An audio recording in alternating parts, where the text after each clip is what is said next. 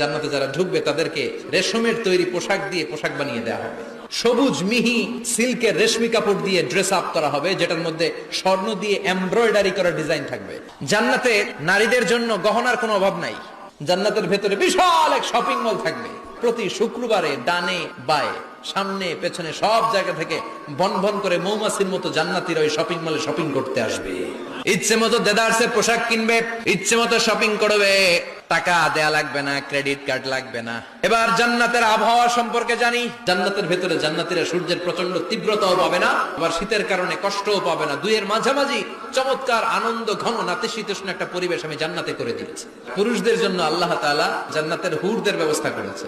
সুন্দরী, রূপবতী, সুভাষিনী, অশুভম বর্ষা, মেঘ কালো কেশ, দেখলে পাগল পাড়া হয়ে যাবে জান্নাতীরা। জান্নাতীদের কোনো দাড়ি গজাবে না।